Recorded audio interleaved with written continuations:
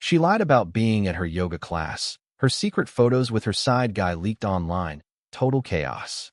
I remember exactly where I was when I saw the first photo. I was standing in the break room at work, coffee in one hand, phone in the other, scrolling absent-mindedly through Reddit when a notification popped up from a mutual friend on Instagram. The message just said, "Dude, is this your girlfriend?" There was a link. My stomach sank before I even opened it. I clicked, and there she was, my girlfriend, Jenna, wrapped around some guy in what looked like a dimly lit hotel room mirror selfie.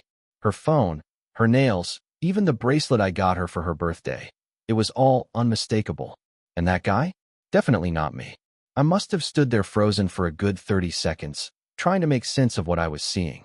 The world felt muffled. The hum of the vending machine, the chatter from the hallway, it all blurred into static. Then the adrenaline hit, this hot rush that made my hands shake so hard I almost dropped the cup. "No," I said out loud, like saying it might undo it somehow. I called her right there. She didn't answer. To back up a bit, Jenna and I had been together for just over 3 years. We met at a friend's party.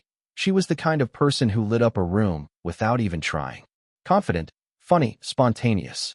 She made everyone feel like they were the only person she wanted to talk to, and for a while, I believed I actually was.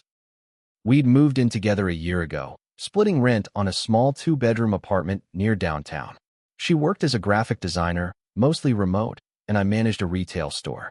It wasn't a glamorous life, but we made it work. Our routines were solid.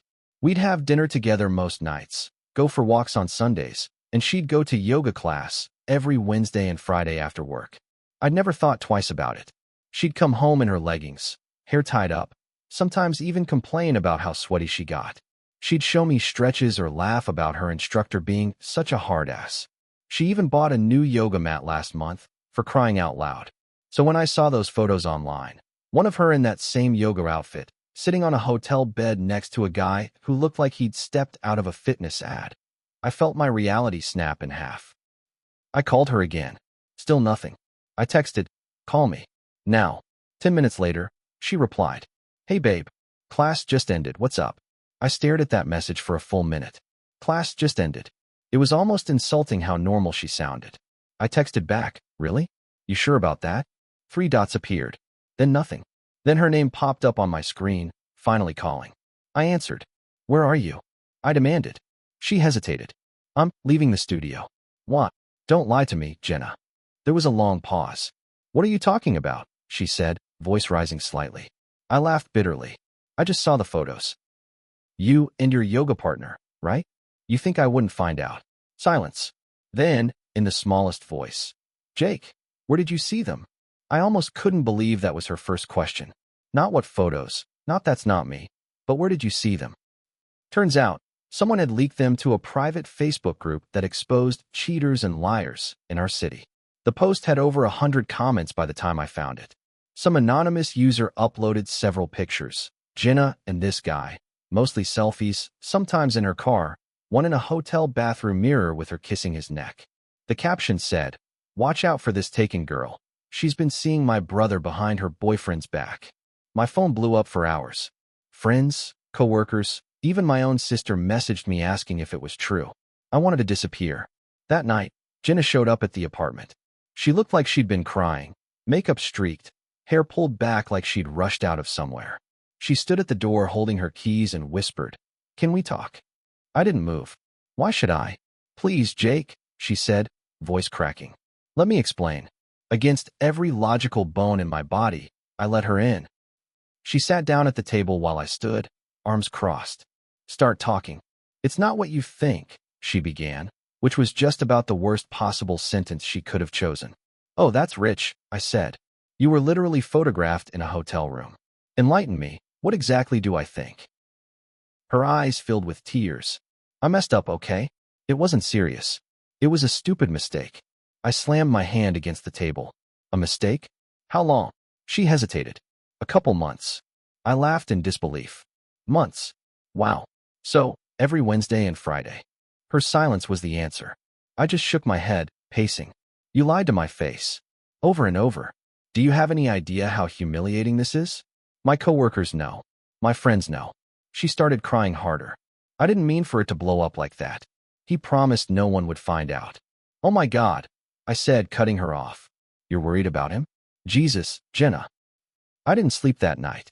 She left after a few hours of trying to apologize, but it was all noise. I couldn't even process half of what she said. Something about feeling disconnected, about how the guy made her feel seen. The next morning, I called my friend Matt, who'd been the first to send me the link. He told me the post was still circulating, and apparently the guy's girlfriend had been the one to leak everything. She'd caught them together and decided to expose them both. That was how I learned his name, Ryan. He was her yoga instructor. I swear, I almost laughed. The level of cliché would have been funny if it hadn't been my life falling apart. Over the next few days, things got worse. Jenna kept texting me, begging for another chance. I ignored her. Then she emailed me, a long message that read more like a confession. She said Ryan had started flirting with her during class months ago, that he'd compliment her form, offered to help her with private sessions. She said she knew it was wrong but liked the attention, especially since I'd been so busy lately. That part stung, because she wasn't entirely wrong. I had been working a lot, trying to save up for a trip to Japan we'd talked about taking next year. I thought I was building our future. She thought I was neglecting her.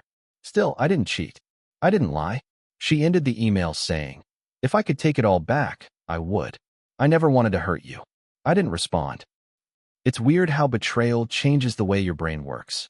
The apartment didn't even feel like mine anymore. Every corner reminded me of her. Her yoga mat rolled up by the window, her plants drooping in their pots, the empty spot on the couch where she used to curl up and watch Netflix. I couldn't stay there, so I moved in with Matt for a bit. Meanwhile, the post blew up even more. Screenshots made it to Twitter, people speculated about who the mystery couple was, and I got messages from strangers saying stuff like, sorry man, stay strong, or she doesn't deserve you. I hated the attention. It made my private humiliation into public entertainment. One night, I got another message, this time from Ryan's girlfriend. She wrote, hey, I'm sorry you had to find out like that. I didn't know how else to expose them. I hope you're okay. I asked her, how long did you know? She replied, a while. I found out in March.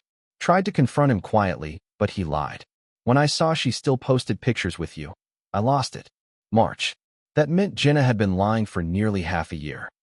Eventually, I met up with Jenna one last time. Closure, I guess. We met at a cafe near the apartment. She looked smaller somehow, like guilt had shrunk her. I know you hate me, she said softly. And I get it. I just need you to know I didn't plan any of this. It just happened. I sighed. That's the thing, Jenna. It doesn't just happen. You chose it.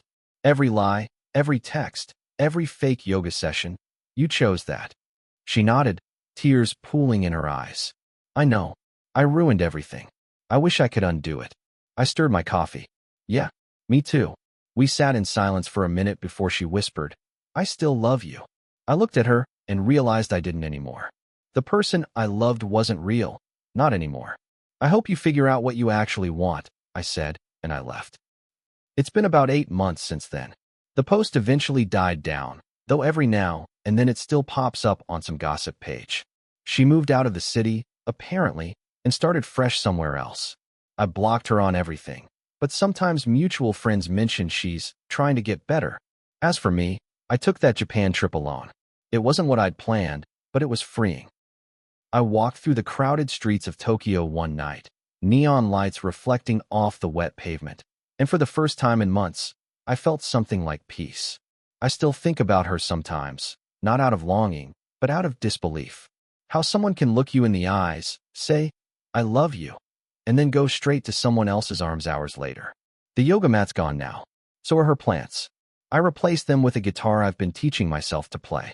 Little things that make the space mine again. If there's anything I learned from that chaos, it's that love doesn't die in an instant. It unravels, thread by thread, every time a lie replaces honesty. She lied about yoga, but it wasn't really about yoga at all. It was about the quiet moments when she could have told me the truth and chose not to. And when I think back to those Wednesday nights now, I realize I wasn't losing her to some guy in a hotel room. I'd already lost her long before that. I just didn't know it yet.